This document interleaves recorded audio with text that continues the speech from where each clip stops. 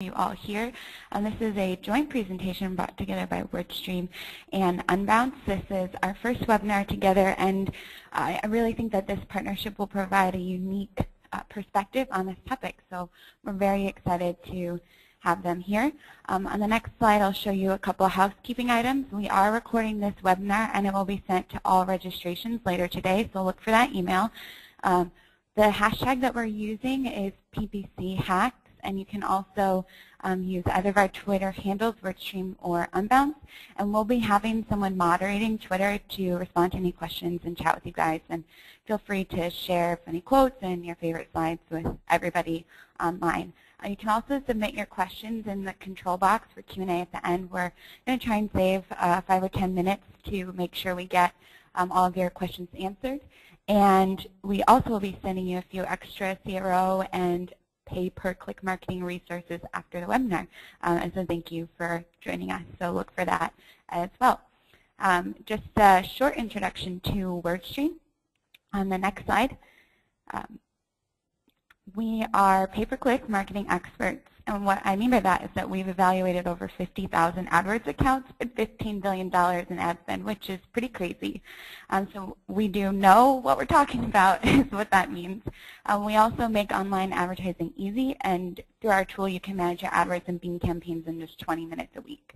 And this webinar is part of our PPC University, which is an online free resource to learn everything from PPC 101 to advanced topics.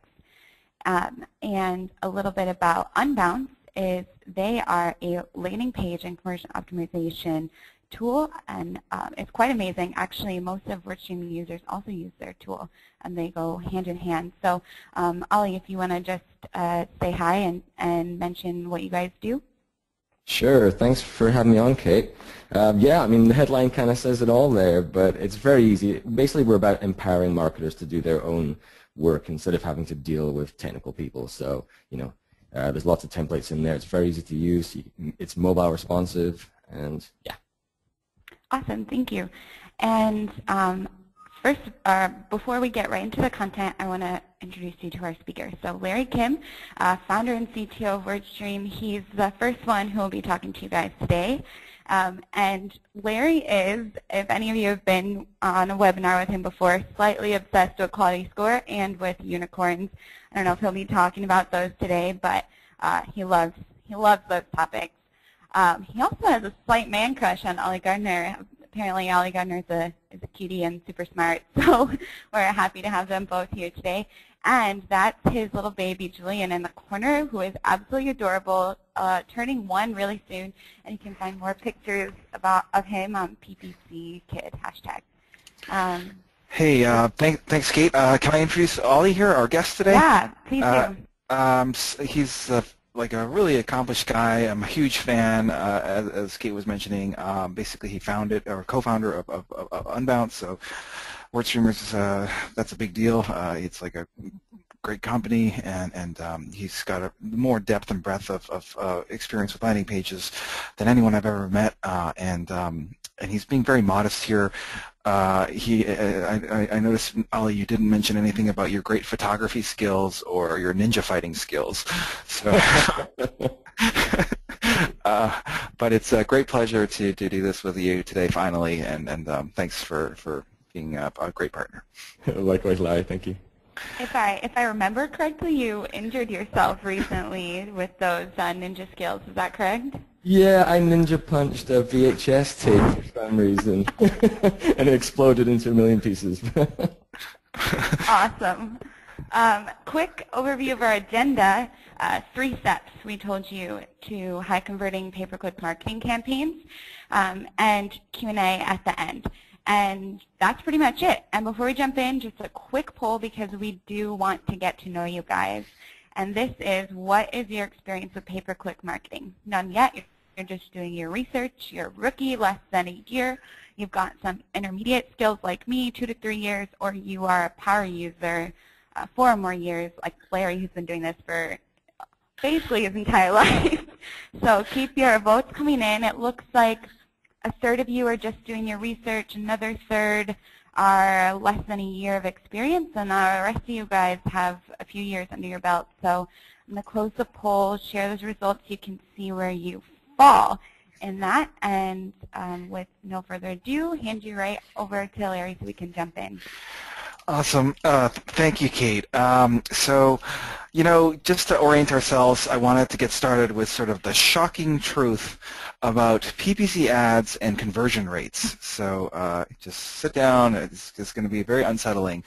To do this, I'm going to be sharing, 3 big pay-per-click conversion rate optimization epiphanies, and also some things about really big hacks to triple or quintuple or 5 times increase your PPC conversion rates. But also I'll be talking about the biggest blunder of PPC CRO ever. So it should be interesting.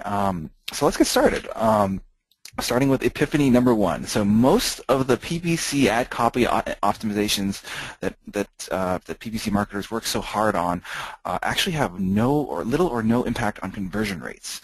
So what the heck am I talking about? Well, I'm talking about the great ad text PPC optimization fairy tale here, and that is, it goes something like this. Once upon a time, there was an ad, like this one here, how to write a book, comma, fast, and then lo and behold, they made a slight change to the ad copy, in this case, the removal of a punctuation mark, the comma in the headline. So how to write a book, comma, fast. They have removed that comma, and so somehow magically this insignificant change, maybe you've heard variations of the story.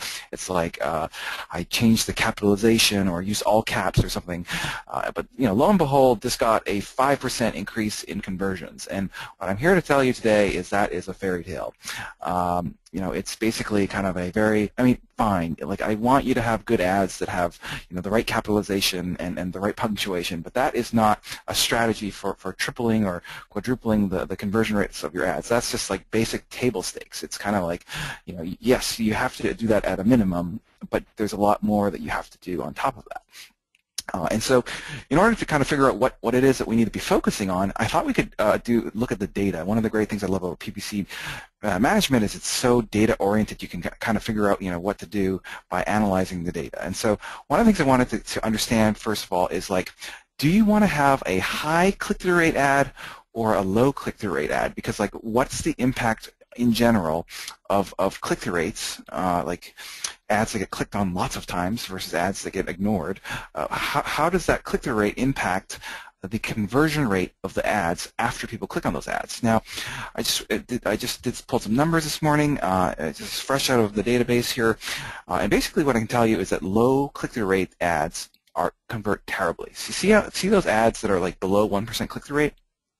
There you're having 1%, 2%, kind of very, very low conversion rates, and so, but when you look in the middle range, so say between 1 and 5, 6, 7% click-through rates, which is definitely typical.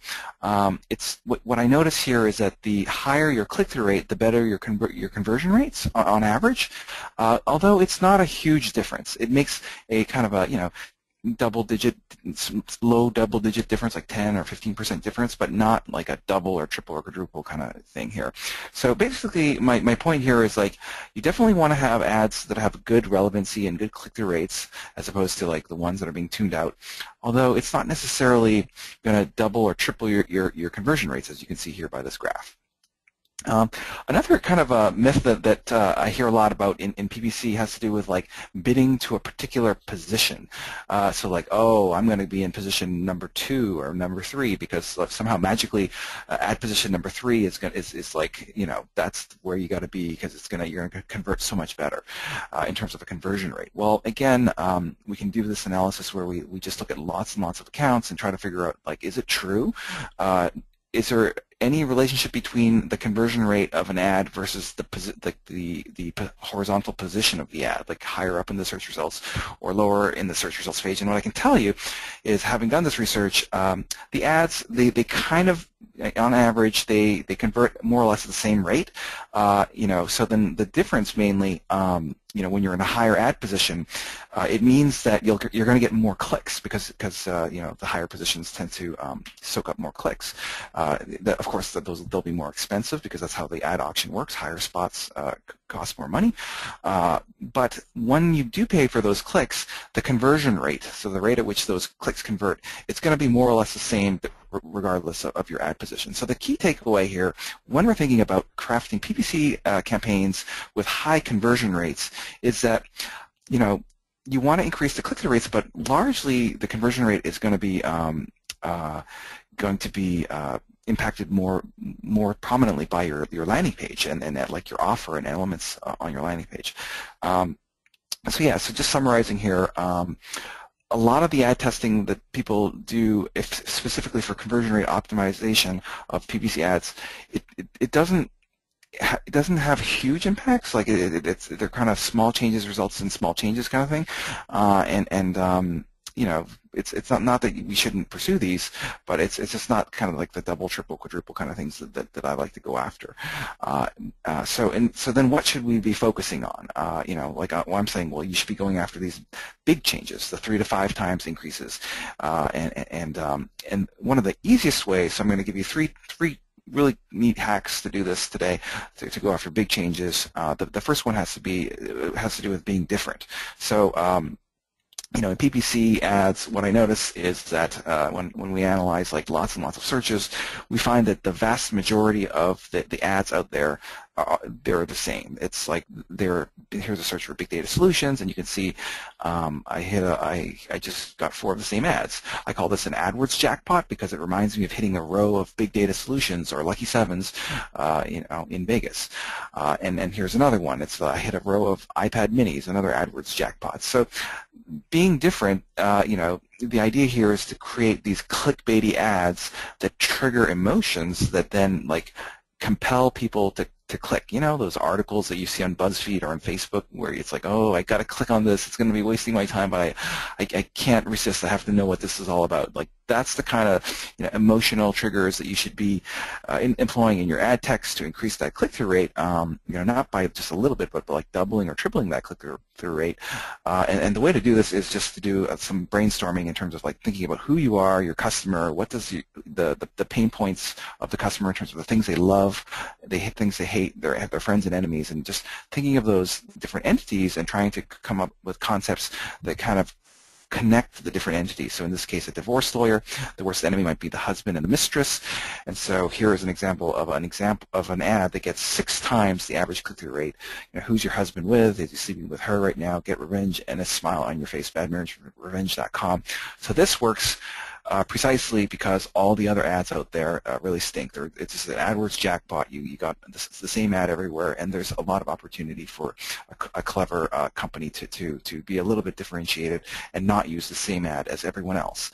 So basically, I would kind of summarize step 1 as being like trying to increase the click-through rate of your PPC ads in order to increase the conversion rates, because we do find that there is a relationship between click-through rates and conversion rates, and it's not going to triple or something, but it should have some positive uplift. So this brings me to my second hack, which is to create these ads that convert like crazy. So what is this all about? So in this I'm going to be sharing you 5 little hacks that you can do to your ads that will actually dramatically change their conversion rates. The first one has to do with shopping ads. So this is a really interesting ad format if you're doing anything related to e-commerce. What I can tell you about shopping ads is they steal conversions from all of the rest of the organic and paid listings on the search results page. So in this case, I'm doing a search for blue dresses. That's actually a pretty ambiguous query, like blue dress. Like, that could be anything. That could be like, many different styles, many different price ranges, in terms of options. And what's so cool about shopping ads is that they infuse price and image information into the searcher's mind before, in this case, she clicks on the ad. So it's like, if you didn't have that price and image information, you would click on an ad, and then you say, no, this isn't the dress for me, or this isn't in my price range, right? So then you would hit back, and then you would click on another, ad, and so you would end up with like lots and lots of clicks where you're paying for these clicks because it's pay-per-click marketing, you would get such low conversions because there wasn't a good chance of you getting exactly what they wanted. But here you're kind of setting the expectations, like the design and the price range before they click on the ad, and this is just amazingly well for e-commerce searches, especially ambiguous searches like blue dresses. And what I can tell you is not only does it increase conversion rates, it doubles the conversion rates. It also steals clicks from other elements of the page. Like the shopping components soak up maybe 2/3 of the clicks for this particular ad page. So my second hack here has to do with the use of ad customizers. So the theory of advertising just says, like, it's not good enough to tell a customer to buy from you. You need to explain to them why they need to buy from you now, as in like this week or this minute, because there's so many things that I could potentially buy. Just like there's no urgency, and so the marketing, one of the most powerful things we can do as marketers is to infuse a sense of urgency, maybe that there is a limited quantity, or perhaps that there is a sale going on that is going to end soon, in which case, if you do not act at this moment, right now, then you will miss out. Either the item will be gone, or the value will be not there because the sale is over. And so the way to do this, it's like, they do this all the time in shopping, where they have limited time sales and stuff like this. The way to do this in AdWords and PPC marketing is to use ad customizers. So like when you create an ad, you can use a special ad syntax as you type, using the kind of the squiggly brackets. You can say, hurry, sale ends in, and then you just type that little bracket, and you type in the sales date here. And then what happens is when someone searches on this, it'll actually convert this little equation into a number, like its sale ends in 3 hours, or 2 items left. And what that does is that triples the conversion rates as the quantity goes to 0. So like what you'll find is, like, whatever your conversion rate is on a Monday, if the sale ends on a Friday, you'll find that in the hours before the end of a sale, the conversion rates will be 3 times higher towards the end versus the beginning. That's pretty compelling. Like, that's what I'm talking about. Big hacks to triple your conversion rates, as opposed to like little small increases. So that's a big one. And you can go nuts here. You can have variable products and discounts, like 10%, 20%, whatever, and different sale expiry dates, and just have like these really compelling ads that infuse urgency. And then one thing that some of my customers are doing with this is this notion of a perpetual sale. So a perpetual sale is like this it's kind of what J.Crew does. I don't know if you guys are in the J.Crew mailing list. I shop there, but basically there's like, oh, there's a sale this week. It's like, and then next week I'll get, like, there's another sale going this week. It's just like they just keep having these sales going over and over. It's the same clothing over and over, but kind of, for some reason, I feel compelled to buy these things because I think that the sale will not come next week, which it always does. My number 3 hack has to do with keyword selection. So one thing I notice about researching PPC ads with high conversion rates versus low conversion rates has to do with the nature and the intent of the keywords that you're targeting. So whenever someone does a search on Google, there's a different type of intent behind the user's search. Some of them are just like high commercial intent keywords. These are people trying to buy stuff right now, like toaster oven review, or best internet marketing software, whatever. There's also local keywords like addresses, branded keywords like Nikon D800, question and informational keywords like who won the War of 1812. So basically what I'm telling you here is that you want to avoid these question and informational keywords, and you want to double down on the high commercial intent keywords and branded keywords, basically, because the idea here is that there's a huge difference in typical conversion rates across different accounts. Like the median conversion rates from PPC is just like 2.5%, but the top 10% of advertisers do like 3 to 5 times more, and this holds true across every industry.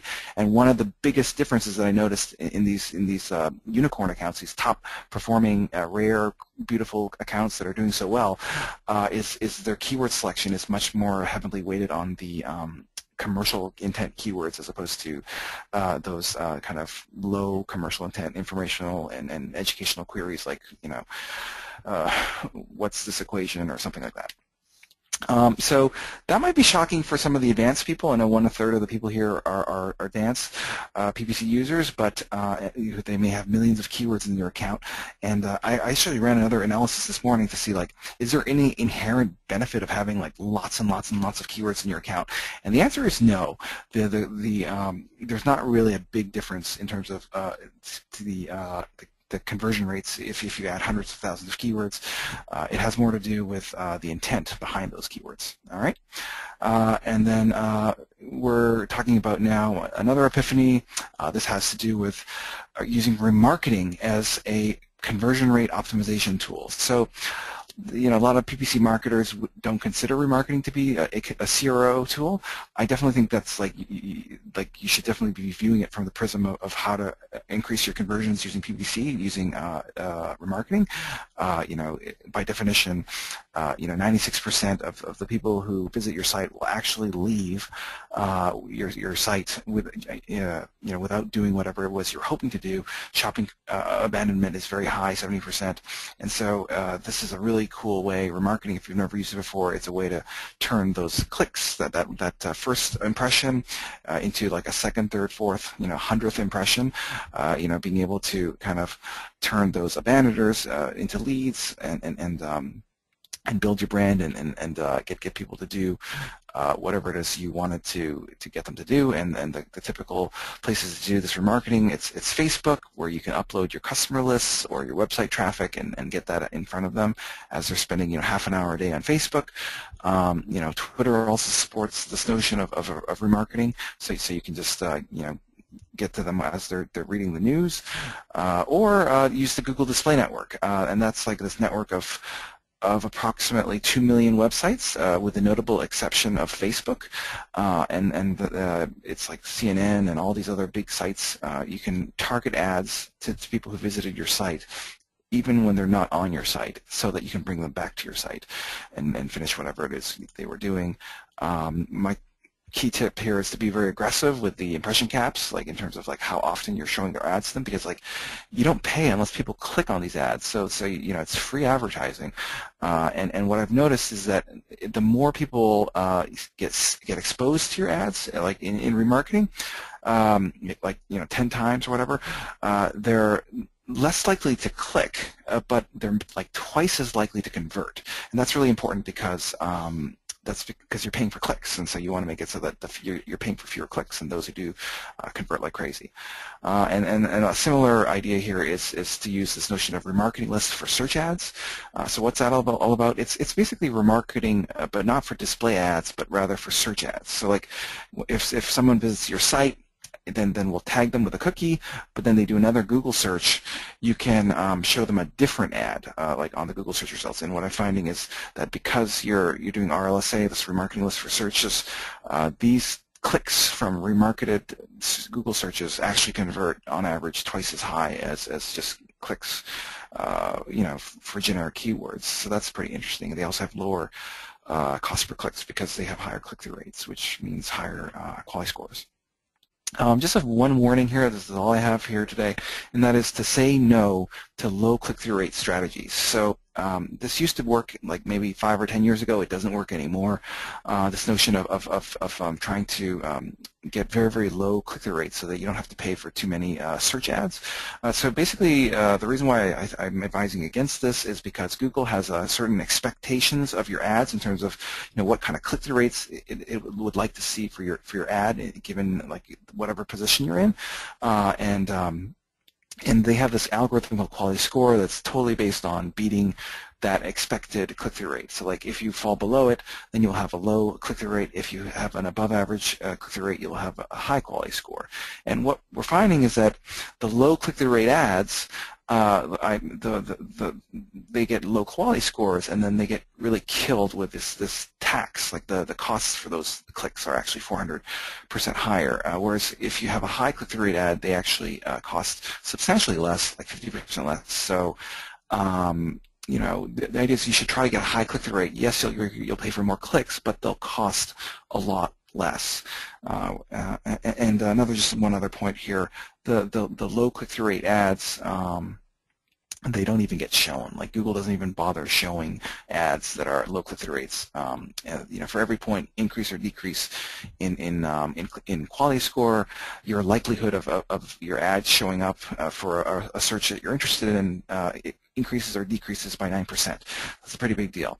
So, guys, just to summarize my part of the presentation today, you know, we're talking about PPC optimization for conversions.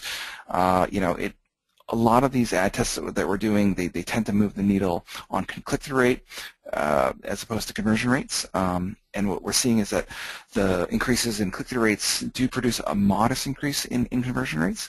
But if you really want to get like the 2, 3, 4 times more conversions, that's where you have to focus more on is on the ad formats like shopping and customizers, the intent of the keywords, and remarketing. All of those 3 things will generate 2, 3, or 4 times increases in click-through rates. For the love of God, do not pursue an ad strategy that amounts to trying to get fewer clicks, like low click-through rates. Those are very brutal. And like I was saying earlier, like the biggest beyond this, beyond the structural stuff that I'm talking about, some of the biggest gains that you can get in PPC conversion rates has to do with the landing pages. So take it away, Ollie. I'm going to make you the presenter. All right? Yep. Awesome. Thank you so much, Larry. As we are passing this over to Ollie, I want to give you another poll question because we love learning about you. And this question is, where are you sending your pay-per-click marketing traffic? Is it to your homepage, to an internal site page like Contact Us or something else, to a landing page dedicated to that ad group, or a landing page dedicated to the ad? So keep voting. We've got a good chunk of you who actually send your traffic to a landing page specifically dedicated for that ad, which is a good practice to see. So I'm going to close the poll, share the results, and you can see about a third are sending it to your home page or an internal site page, and the other 60–70% are sending to dedicated landing pages for the ad group or the specific ad. So that's the poll, and now Ollie, take it away. Yeah, the 70% who are using dedicated landing page, you can all leave. You don't need to do that anymore. I'm kidding. Throughout the presentation, there's a bunch of worksheets and some things I'm going to teach you, and you can go to this page and you can download documents and things that will help you run through what I'm going to show you. Okay, so I have a framework for landing pages and marketing campaigns called Conversion-Centered Design, CCD. These are the 7 principles. Now, you only need to get to number 6 for a conversion. Number 7 is post-conversion. And this is an average campaign. If you get there, it's not very good, it's not very bad. We want this. We want a delightful campaign, and I'm going to talk about delight as I go through. And on the other side, friction. That's the bad things that stop you from converting. This is what your campaign looks like. You're doing some things right, and something's wrong. And the nice thing about this is when you plot yourself on this chart, which I'll show you how to do, you can see where you need to be optimizing your campaigns. Okay, this guy's staring at a giant wall full of skulls. This is a demonstration of something called horror vacui, which is Latin for fear of empty spaces. And sadly, this is something that designers working for marketers or marketers, it's a common affliction, and it leads to things like this, or like this. You know, your homepage is so high traffic that everybody wants a piece. This department, that department, they want to get their stuff on there, and it leads to this, and that's what we don't want to do. All right, so here's an ad I was searching for. I was looking for yellow highlighter pens, and I searched for this. I got, this is one of the ads at the top. I'm like, yes, this is what I need. Custom highlighters, cheap. I don't believe they're going to be 54 cents. That's kind of nonsense. But anyway, I clicked through on this, and I get a bag and some clothes. Adds your logo. I don't know what this is. This is terrible. I'm going to get into some other reasons why this is bad, but first of all, let's just zoom out a little bit. Oh, this is the point, though. We're just disrespecting people. We're wasting their time. We're wasting their clicks. We're wasting our money, too, by delivering an experience like that. So I'm going to zoom out. I would just leave, but for the sake of interest and research, this is the full page. That's the full experience. And the first reason why this is bad, and these are not smiley faces. These are sad faces. These are all things you can do.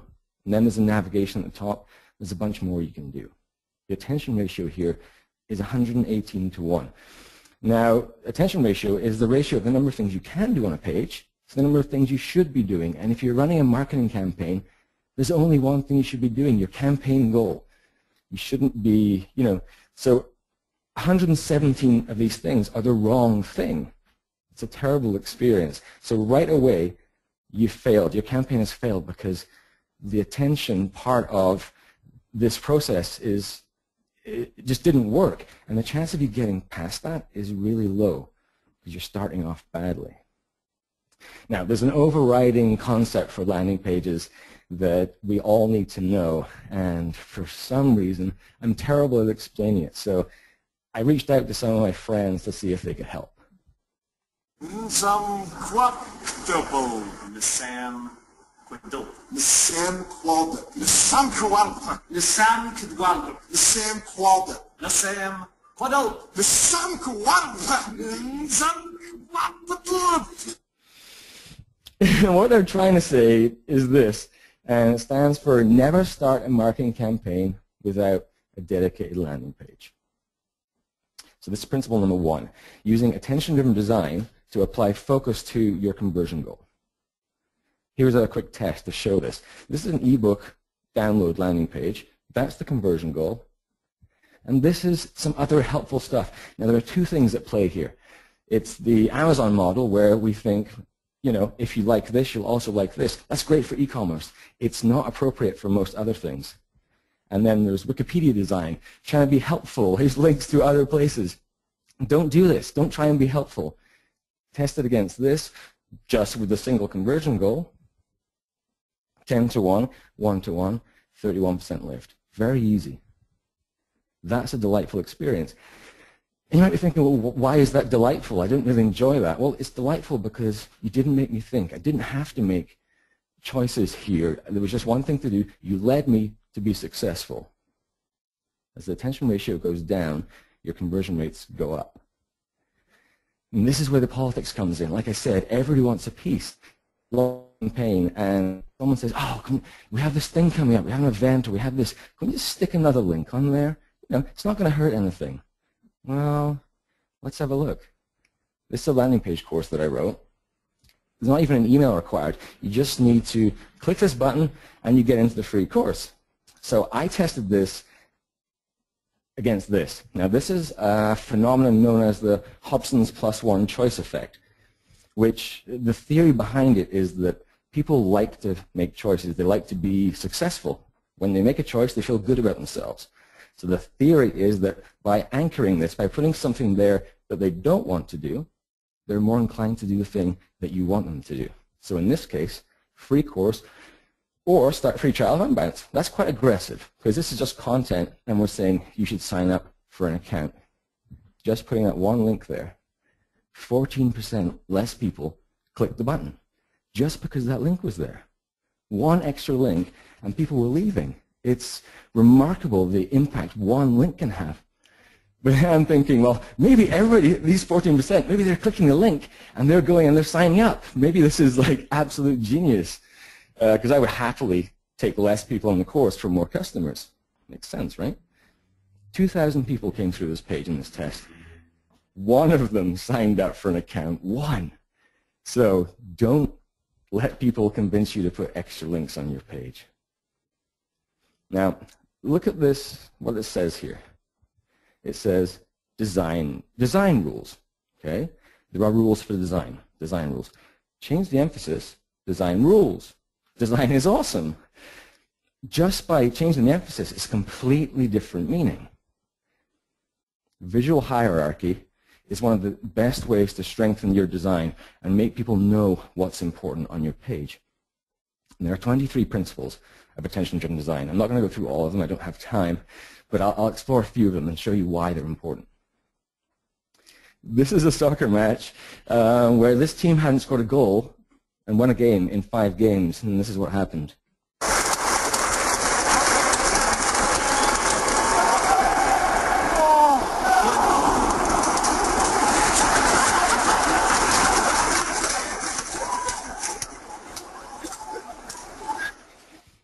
That's a flash mob of directional cues. They're like, put the ball in the net, come on. So this is one of the principles, direction. If you want people to look at something, just point at it. It's very simple. This is fun. I found this the other day. If you go to pointerpointer.com, there's a square on the screen. You put your cursor in there somewhere, right? And then this happens. It shows you a photo of something pointing at this space. Here's another one. Guy pointing at his cat. Drunk guy pointing over here. It shows how powerful pointing can be. Contrast. This is an easy one. The red button didn't beat the green button because it was red. It won because it stood out from the rest of the page. It's the contrast that matters, the contrast of the color, not the color itself. And encapsulation. If it's important, wrap it up. It's dead simple. You have a form that's important, wrap it up. So let's put those 3 principles to work. Here, the goal of the page is to donate a cell phone. You can either print out a label, put on an envelope and send it in, or you can get them to send you an envelope, put your phone in, and send it in. But this page is terrible. It's so bland and gray, you can't see the buttons. It's just a really bad page. Now, apply those 3 principles. We automatically know there are 2 options because of these directional cues. It's really, really clear. And they're wrapped up in boxes, and they have a lot of contrast from the background, and also the buttons have contrast with those encapsulated areas. Directional cues, encapsulation, contrast. Big, big change just by using 3 of these principles. Here's another one. This one is really important. Proximity. When things are close together, we perceive them as being related. And you're going to see a lot of examples of this later on, of how dangerous and powerful proximity is. Dominance. Okay, there are 2 things here. Size is how big something is. Dominance is how big it is in relation to something else on your page. Now here, this is for booking a hotel room. The only place to do that here is this tiny little link down the bottom. So they tested it against this. Proximity, the button is closer to the photo and the Stay With Us headline. Contrast, it stands out. And dominant, it's dominant over that other link. Big lift in click-through rate. Now you're probably thinking, well, it's just because they put a button on there. Yes, it is. But the important thing is, why is that button impactful? And it's because of those design principles. There's the curse of the case study. You know, you see something like this and you, oh, I can just replicate that. Well, no, you can't, because your situation is different. It's unique. What you can replicate are the design principles that help you make your situation work for you. So like I said, I'm writing an ebook about this right now. There's a link to get notified on the goodies page. Should be a couple of weeks. Let's go back to this this lovely ad. And back to this page. Now, I can find what I'm looking for by navigating around. I can go up there, I can find the highlighters, I can choose highlighter from this drop-down list, and I can choose yellow. 5 steps to get what I want. That's not delightful because you made me think, you made me work. That's selfish marketing. With a dedicated landing page, you would have removed all of those clicks. This is context. Designing a post-click experience that speaks to the promise that you made before the click. Respectful marketers do that. You made a promise that was There were numbers like data, there were a headline, there maybe have been an image if it was a visual ad like Facebook or something. You need to speak to that promise, otherwise people will leave. Here's another ad. This is a Facebook ad on a phone. What do we have here? We have Hootsuite social media management and a guy with a Mac laptop. That's the context. And then I get here, the world's #1 social relationship platform. Is this online dating? I don't know. And the guy's gone. He's not there anymore. Now, to be fair, Hootsuite have done some of the best landing pages I've ever seen. This is just an off day or something. The problem here, there's zero design match. You didn't match the visual, and there's no message match. You didn't match the text. The headline of the ad wasn't brought through. You look at this one by Pathful. This is a perfect contextual landing experience. They just basically took the visual, slapped it on the exact same copy. Because if I'm interested in this and I have to click on it, then when I get there, it confirms that I made a good click. This is respectful marketing. It's perfect design and message match. It's not difficult. Just do it like that, and you'll be a lot more successful. The more context you speak to in your design, the better. Right, Disney put out a movie and they had a website for it, targeted at young children, let's say 8-year-olds, and a weird thing happened. The webmaster, God, that sounds old.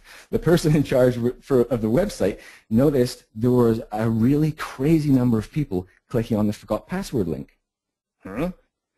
Looked in the database, and the passwords had up to 40 letters and numbers in them. What's going on? So what's the context? Go back to the instructions when you set up a password. Passwords must contain at least 6 characters. This is what's happening. These kids are putting in Mickey, Minnie, Goofy, Pluto, Snow White, Mowgli, Dumbo. Nobody can remember that.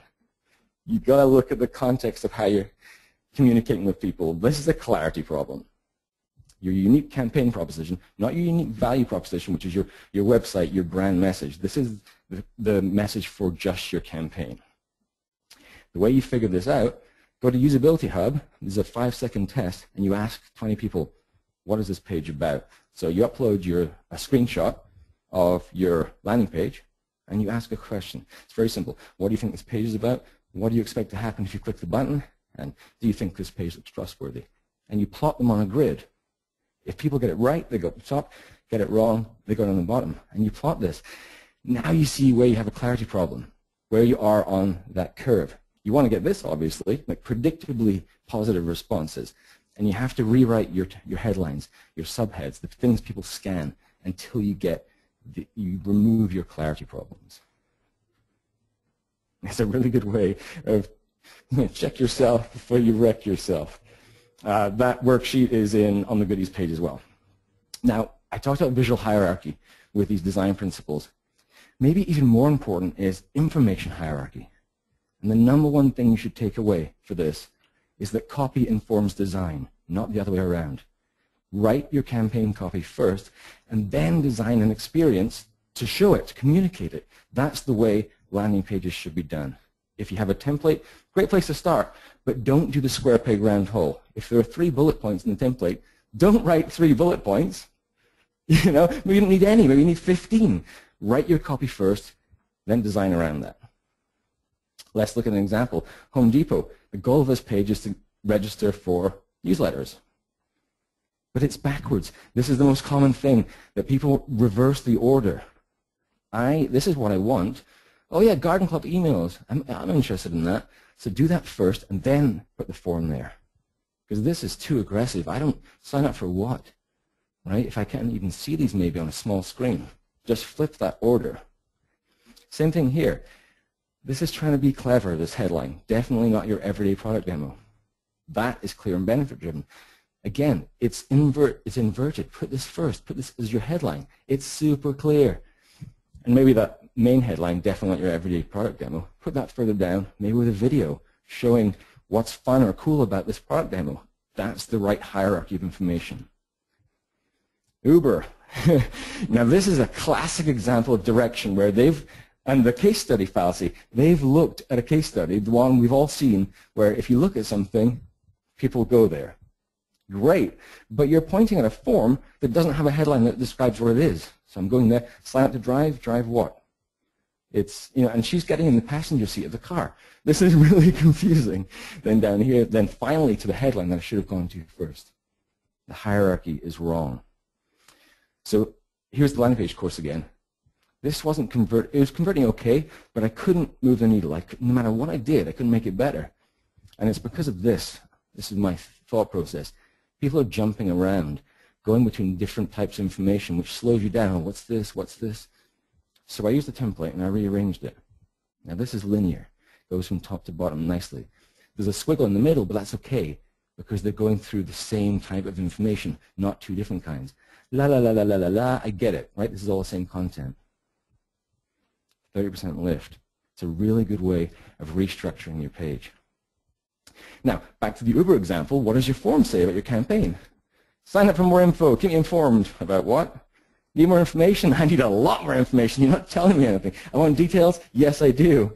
Download. Download what? So this is congruence. Every element of your page should speak to your campaign goal and nothing else. Let's look at the form specifically. Doing lead gen, the form is the most important part. It's the foundation. You build a strong foundation, you'll be successful. The idea of form first design is you design your form as if it's the only thing on your page. And there's an anatomy of a landing page. There's also an anatomy of a good form. There's the headline, this is what it is. The subhead, why do I care? Bullets if you need a bit more information of that. Your form, call to action. And then importantly, the closer. This is using proximity to add a positive trigger to get you to click that button. Again, if you use Balsamiq for wireframes, awesome tool. You can get that wireframe there. Let's click on another ad. Good landing page, but let's look at the form. Okay, it's not bad, but it doesn't tell me what Localytics is. I redesign it like this. Put a little subhead in. Don't need bullets this time. And then a closer, some social proof at the bottom. That's now a really good form that I can understand in isolation. There's a lead gen, a free email course you can sign up for on that page as well, which will teach you all about form design. Okay, I'm going to speed through this section. This is congruence again. This is how you do it. This is a nice page apart from the copy. So let's strip the copy away from the design. These are the page elements. You write them down. And here's the copy. Now we're going to score this according to how related it is to your campaign goal, which in this case is downloading a white paper. Now, if the copy is in alignment, it talks about your campaign goal, you give it a 2. 1 if it kind of does, 0 if it doesn't. This page is terrible. They're talking about their product. They're not talking about the white paper, the goal of the page. So they get a really low congruence score. This is in there too. Yes, you see, they started off well, good attention ratio, and then they went down. Now the campaign has failed. Never build a landing page without a campaign goal. You've got to start with a goal and build your page around that. That worksheet is interactive. It's there. You can put in, you can score it, and it will give you a percentage. It's really simple. Okay, I think you're great. No, we're going to talk about credibility here. Verifiable and authentic trust signals. Now, I'm not going to talk about testimonials, like all the different types of social proof. I want to answer a question. This is really common. What if I don't have any testimonials? It's a new product. No one's used it. It's a new service. I've not had any customers. It's a new ebook. Nobody's read it. Well, here are 4 ways to deal with having no testimonials. First, be okay with it. It's not the end of the world. Just don't lie. People see right through fake testimonials. Give your product or service, give it away for free, and then ask what they thought about it. That's a testimonial. Support the concept. So if you don't have a testimonial about your product, talk about the industry and why it's important. This is me saying conversion rate optimization is important. Then the course seems important by association. A statement by Rand saying the same thing. I'm adding trust and value to this course because it's now an important concept. Ask people to review it and take that. And everybody does this. You have this line of media mentions. Okay, well, what if they said you suck? Include one of the media mentions. What did they mention? What did they say about you? That is great social proof. And just be lovely. Talk about delight. That brings trust. Okay, we're focused, relevant, clear, aligned, believable. What's next? We have to close the deal. We have to get the conversion. This is where proximity comes in. Here's your call to action. You print out your page and draw a circle like 200 pixels away from it. What's inside? You want nice things. You don't want words like spam. That's a stop word. If you put that next to your call to action, I'm about to click, and then I see the word spam. Like, I wasn't thinking you were going to spam me, but now I am. You know, don't say glue in the presence of horses. It's not what they want to hear. Here's a test. You can get this ebook with an email address or social currency for a tweet. But there's anxiety here. Will it auto-tweet for me? You tell people you can customize it before sending. That removes that anxiety. Everybody asks for a recording in a webinar. Tell people to sign up anyway. We'll send you a recording. Increases conversions. So let's put that to the test. Here's the landing page course. I want to add a closer. Here's, you know, I'm like, I hope you enjoy the free course, reiterating that it's free. And like, I'm the author. Like, hello, it's nice and personal. My face lost by 14%. And the message here is you have to, your CTA is really, really delicate. Be careful what you put near it. If you're going to put anything near it, you have to test it. There's a list of closers based on use case in their ideas that you can test. Finally, continuance. What happens after the conversion? The most important thing, always ask for something. 40% of people don't ask for anything. They just say, thank you, off you go. That's a wasted opportunity. Lemon Stand, great landing page. What do they do on the confirmation page? Try Lemon Stand 3 for 14 days. I wanted an ebook. Where's my success? Where are you telling me that I was successful? I don't feel happy anymore. You disrespected me. Again. Well, it's here. Let's fix this page. First, attention ratio. Isn't that delightful? You can relax and look at this. Information hierarchy. Flip that up. Now I know I'm successful. And they might actually look down here and take part in what you're offering. Then a little bit of attention-driven design. Boom. This is a great experience now. Okay, to recap everything. That's wonderful! Never start a marketing campaign without a dedicated landing page. That's me. That was awesome. I loved that video. Thanks, Holly. Well, thank you, everybody, for joining us. We got some great questions coming in, so keep sending them. And as a thank you, we want to give you guys a couple of special offers. Particularly, here's 50% off Unbounce for 3 months. So you like what you saw, you want to give it a try. This is a great way without having to make a super huge investment. I would highly recommend it. And from WordStream, are you losing PPC conversions? Are you missing them? Do you want more? If you're already an AdWords advertiser, you can grade your account and you can grade your landing pages at those URLs. Alternatively, you can do that on the phone with one of our AdWords certified reps. It's just a one-on-one conversation. They'll audit your account and your pages for you and give you some actionable feedback. And then the last offer is we can give you a demo of the WordStream Advisor. I mentioned earlier that what we do is help you manage your PPC campaigns in 20 minutes a week, which is crazy fast. So if that's something you'd like to learn about, let us know. And I'm going to launch a poll so you can select if you'd like any of these offers or if you don't need any help with your PPC at all because you are a pro. And there is a code for that 50% off Unbounce for 3 months. And what was that, Ollie? The code? I think it was PPC hacks, but yeah, right? if you go there, all the details are on the landing page. Yeah, so we will send out the slides shortly after the webinar. So you'll get that code in those slides as well. So I'm going to jump right into questions for you guys. And the first one I have is if you could tell me a little bit, this is for you, Larry, about quality score. Is it simply your click-through rate or are there other factors involved?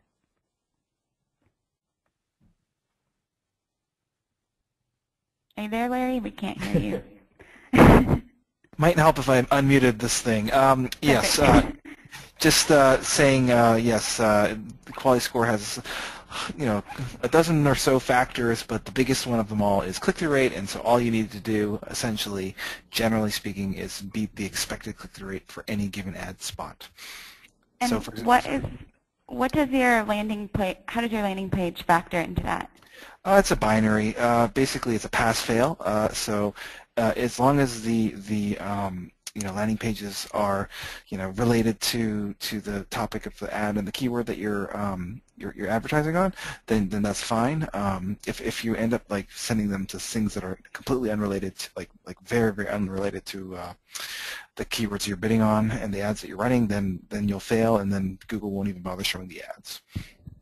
Cool, thank you. Can you guys give us an idea of what a good conversion rate looks like? Like on your landing page, that's impossible to say, really. Every situation is different. Yeah. I can do that one if you just send me the presentation to the. What was that? I know that we have some data on benchmarks per industry, so we can send that out to you guys later if you're interested. And there's an interesting point there, which is why it's important sometimes to even have a different landing page per inbound channel, so you can separate these things. Like, for example, our webinar registration pages, when we send to our list, they convert to 70%. If a partner does it, it's 50%.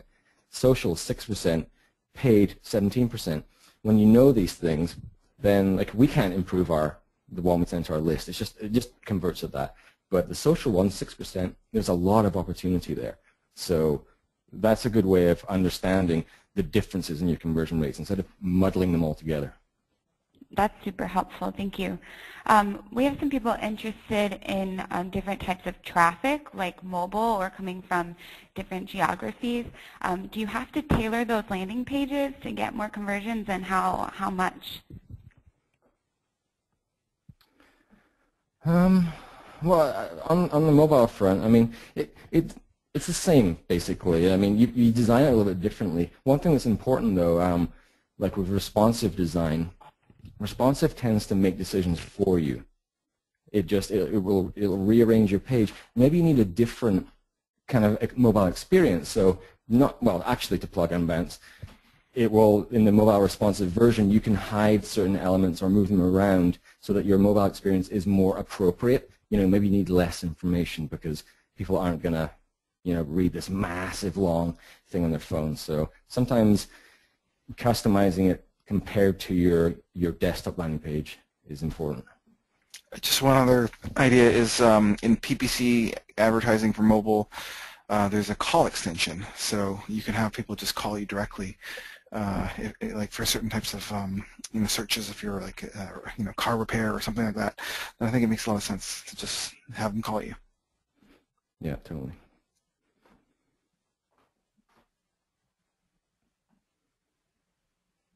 Earth to Kate.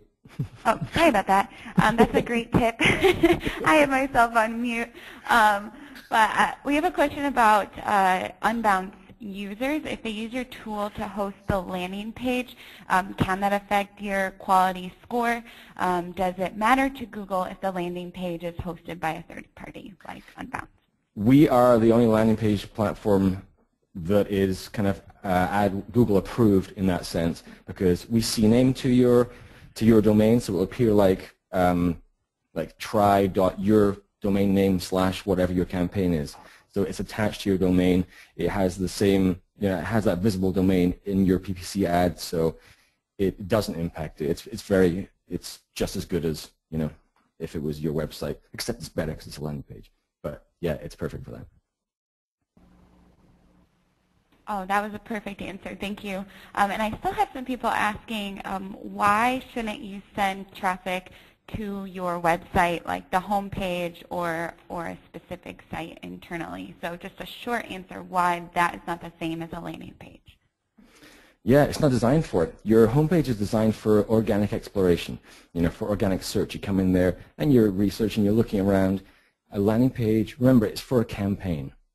For organic search, yes, you want people going to your homepage or internal pages. For a campaign, you have to design an experience for that campaign. and your homepage is not designed, maybe you're running 20 different campaigns, your homepage can't speak to all of those. So it needs to be a dedicated experience. Perfect. Super concise, super helpful. Hope that answers your question. And lastly, this is going back to earlier in the webinar, but what exactly are impressions and what do they matter? Oh, well, impressions are, it's like the number of times that the ad gets shown, and the reason why that matters is because it kind of quantifies how effective your ads are. So like if you get an ad shown 100 times and people click on it 3 times, then that's 3 out of 100, and that would give you a click-through rate of 3%.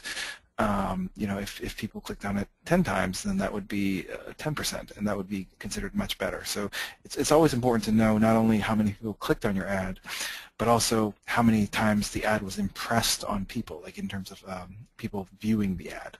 And those are impressions.